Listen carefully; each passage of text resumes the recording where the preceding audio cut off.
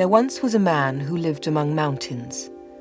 All his life he dreamed and investigated dreams and legends. He studied other countries, other cultures, and other ages. He was a traveler, a scientist, and a scholar. His dreams have changed our ideas. His name was Carl Gustav Jung.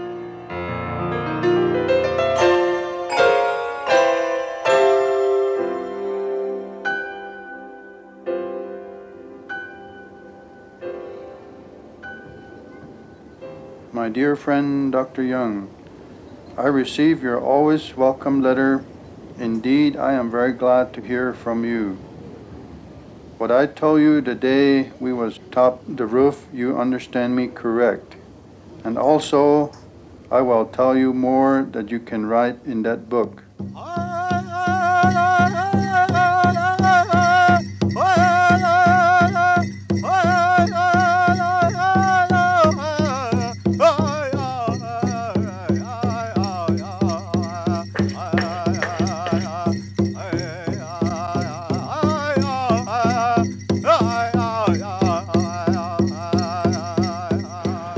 For the traditional Indians, the mythology is part and parcel of their whole social system. They don't just believe in myths. The myth is their culture. Their way of life is their myth. The Swiss psychologist Carl Gustav Jung spent the early part of his working life investigating the personal unconscious through dreams. But he devoted the second half of his career to researching what he called the collective unconscious, which connected people of different cultures at the deeper level of dreams, ritual, religion, and mythology. The author, Count Nikolai Tolstoy. It would be very hard to explain, it seems to me, for the universality of certain myths, which repeat themselves and sometimes or very often, in strikingly similar detail in very different cultures and societies. And I don't see how that could be explained unless there's something springing up, so to speak, from universally within men, which Jung gave this term, the collective unconscious. The concept of the collective unconscious is absolutely essential for understanding Jung.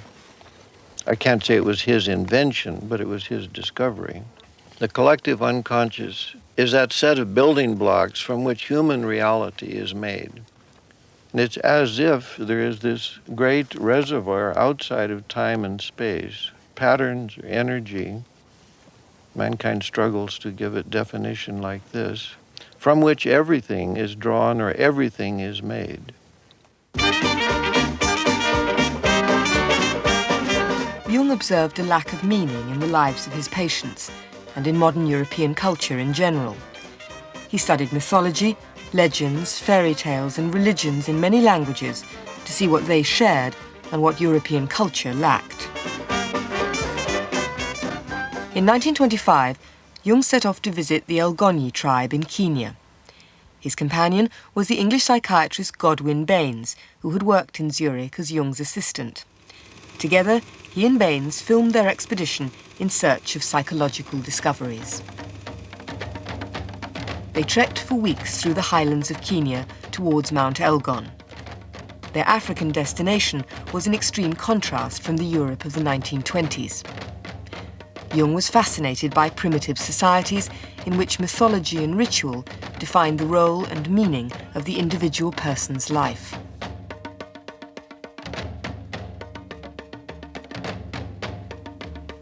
Jung was 50 and white-haired. The African tribesmen honoured him with the title Mzi, or Old Man. They were as fascinated by the white European doctor as he was by them. He had learnt some Swahili, and as always, he asked everyone he met about their dreams and the importance they gave to dreaming. Dr. Joe Wheelwright. His visit to Africa certainly helped to inform him on the subject of dreams and to differentiate between what he called big dreams and little dreams. And this had to do with whether the dream was from the collective unconscious, from the deepest layers, or whether it was from the personal unconscious. Because a big dream came from the collective unconscious and was really universal in its import. Jung's expedition party spent 6 weeks living among the Elgonyi. In conversation with the elders of the tribe, Jung asked them about their religious practices and their dreams. In particular, the Swiss doctor of medicine conferred with the Labon, or medicine man. He answered with tears in his eyes. In old days, the Labons had dreams and knew whether there is war or sickness, or whether rain comes, or whether herds should be driven. But since the whites were in Africa, he said, no one had dreams anymore. The divine voice which counseled the tribe was no longer needed, because the English know better.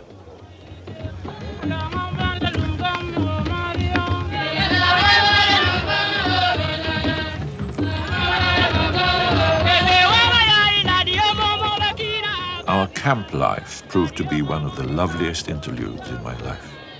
I enjoyed the divine peace of a still primeval country. Never had I seen so clearly man and other animals. Thousands of miles lay between me and Europe, mother of all demons. In traveling to Africa to find a psychic observation post outside the sphere of the European, I unconsciously wanted to find that part of my personality which had become invisible under the influence and pressure of being European. Jung's journey to Africa was his longest and most dramatic adventure into unknown psychic territory. The distance and the difference of cultural patterns gave him a sense of perspective on the civilized Western psyche.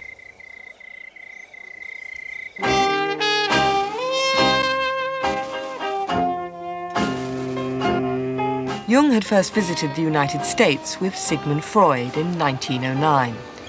3 years later, his reputation in America growing rapidly, Jung was invited to visit St. Elizabeth's in Washington, D.C., then, as now, the principal psychiatric hospital in the United States. He wanted to discover whether black patients there had the same sorts of dreams as white Europeans, a question no one had ever asked before. Unlike the men and women at St. Elizabeth's today, the patients of 75 years ago had never been asked about their dreams. When Jung talked to them, he found that the dreams, fantasies and artwork of Negro patients reminded him of his European patients' dreams, and that both contained ideas and images found in ancient mythology. In all probability, the most important mythological motifs are common to all times and races.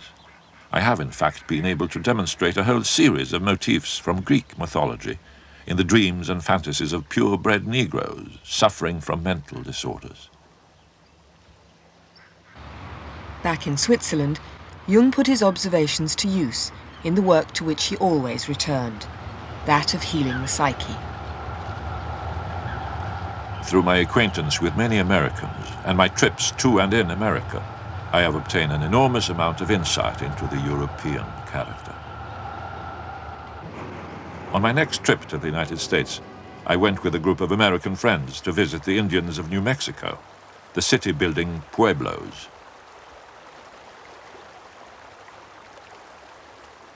Jung visited Taos Pueblo, the oldest settlement of the Pueblo Indians. The Pueblo tribe, like the Hopi, the Navajo and the Acoma, are one of the many tribes of the Anasazi culture, whose original homes are now ruins, like the White House in the Canyon de Chelly in eastern Arizona. These oldest inhabitants of North America are farming peoples, whose history, mythology, religion and calendar are all interwoven. Their tradition is one of living close to the earth and the elements, attuned to the seasons, related to their gods. For them, the earth is mother and the sun father. In 1923, Jung visited New Mexico and went with friends to Taos, anxious to know more. Dr. Joe Henderson. He was very impressed by a medicine man he met there called Mountain Lake, and he always liked to repeat what Mountain Lake had said, that the Americans were all crazy because they think with their heads instead of with their hearts, the way the Indians do. Mountain Lake shared with him the Indian religious view that their rituals help the sun to come up every day. And that without their help, the sun would stop coming up. And that piece of information and the meeting of a living embodiment, a representative of such a way of life, struck a very deep chord in Jung. Mountain Lake was the English name of Okwia Biano, a Pueblo elder who talked to Jung about the tribal life of the Taos Indians in the 1920s and about their traditional religion. His granddaughter Martha Suazo still lives in Taos and has preserved the letters which Mountain Lake wrote to Jung later. My grandfather was Okwia Biano, Blue Lake Mountain, and also known as Antonio Mirabal of the Taos Pueblo tribe. He was a member of the Taos Pueblo Council, and he lived here until he died. My dear friend Dr. Jung, many moons gone by since I hear from you. I've been thinking of you many times to write to you, but I lost your address. You corresponded with a lot of people, and as a child, I was always over at his house, and I would see some of the letters that some of the people would write to him. My dear friend Mountain Lake, it was very nice of you indeed that you wrote a letter to me. I thought you had quite forgotten me. I often thought of you in the meantime, and I even talked of you often to my pupils. Are your young men still Sometimes he would be sitting there. He had a big table. It was a dining table, but he used it for a desk, and he had all his boxes of paper and whatever, and he would be sitting there sometimes writing letters to people. 10 years after our religion is destroyed, the whole world will see that we have been working for the whole world. As I told you, our great Father, the Sun, is the one who supports the whole world. And that's our duties to help our great Father, the Sun.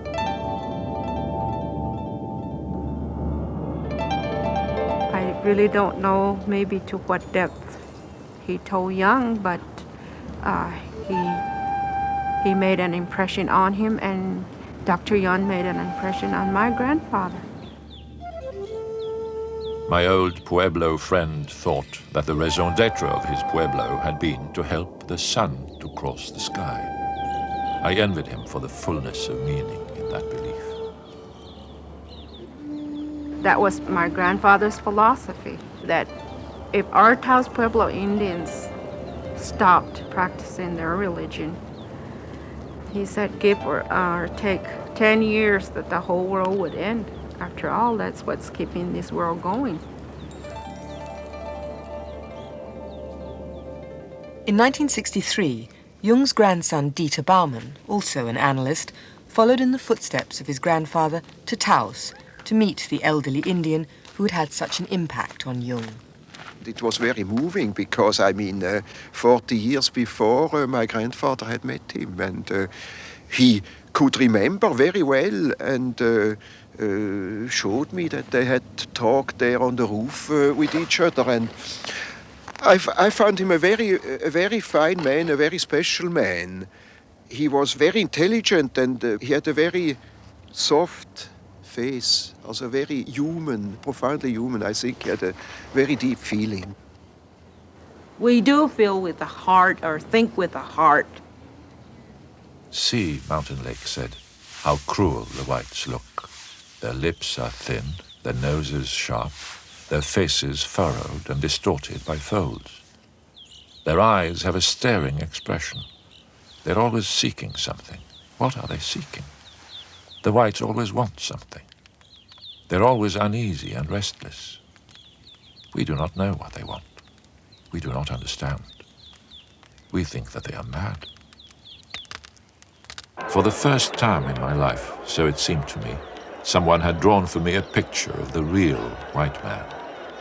This Indian had struck our vulnerable spot, unveiled a truth to which we are blind.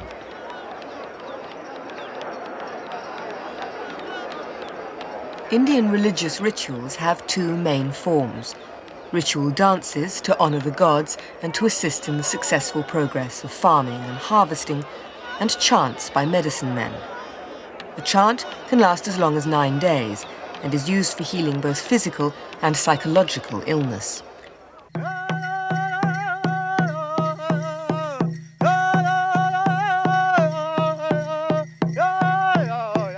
In Taos, Jung witnessed ceremonial dances like the eagle dance. To the Pueblo Indians, the eagle and the buffalo are both sacred animals. Religious traditions dictate that eagle feathers must be used in ceremony and ritual, so the tribe thanks and honors the bird by imitation.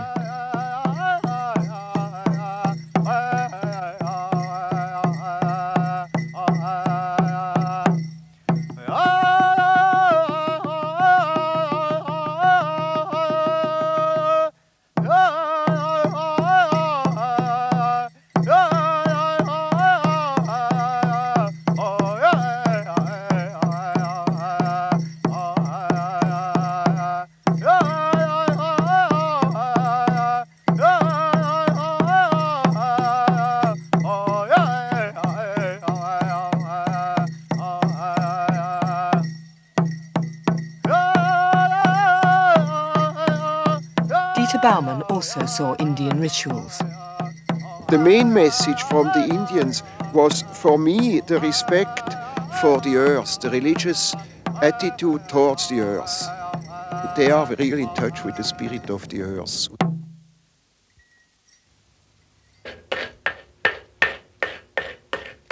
Lily Salvador is a traditional Indian potter in New Mexico.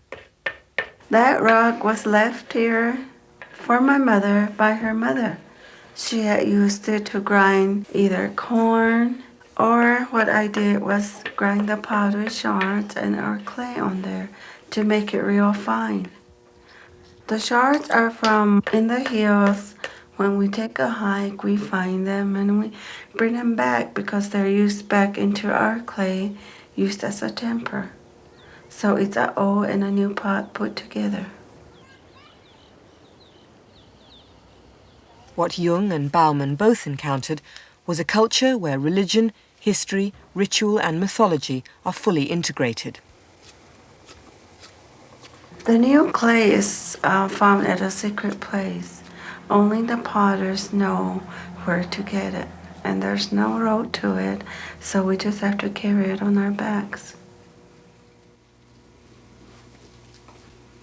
I don't think if anybody else, like the Anglo or anybody else, if they learned how to form the pot, they won't have that feeling of the clay or just the touch of our ancestors there.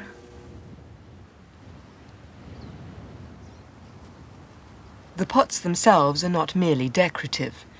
They tell the history of the Acoma tribe's search for their promised land, the high mesa of Acoma, known as Sky City, and claimed as the oldest inhabited settlement in the United States.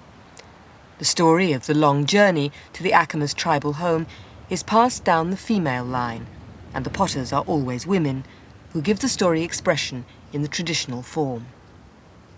The design here represents how our people had traveled a long time ago. It was told to us that they had traveled in a circle, always looking for a place that was ready for them. In our language, Acoma means a place that was ready, or the promised land. And the lines represent your rain. It rained on them, and right here is your sun, and it's coming out of the cloud here. The myth of the Acoma people reflects the everyday reality of many of the Indian tribes. Wherever there is rain or water of any kind, there can be agriculture, food, and survival. But the tribe is not only at the mercy of the elements. Its traditions also bring the elements into harmony. Lily Salvador's pots require the clay earth and fire to set them hard, but they also need the life-giving water and air as well.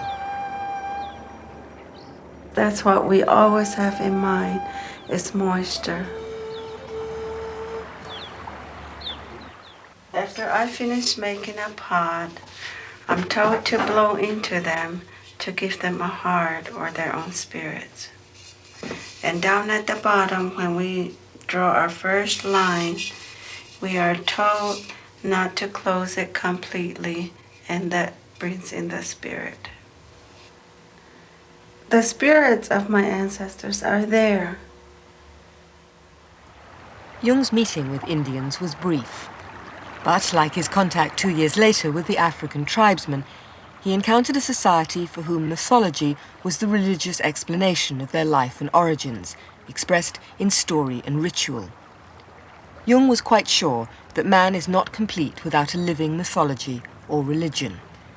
Unlike his European patients, tribal people had a sense of meaning to their lives. Ochveopiano told him that through the ritual, every morning they made the sun come. If they didn't come, the sun wouldn't rise anymore, and it would be the end of the world. He realized that people had to live their own myths, and it was important to him that they were related to something important, were related to something greater than themselves, and that is all that matters. He found similar instances with them and with others, and this made him believe in the all presence of the unconscious, collective unconscious. In his travels and studies, Jung saw mythologies as the expression of the collective unconscious.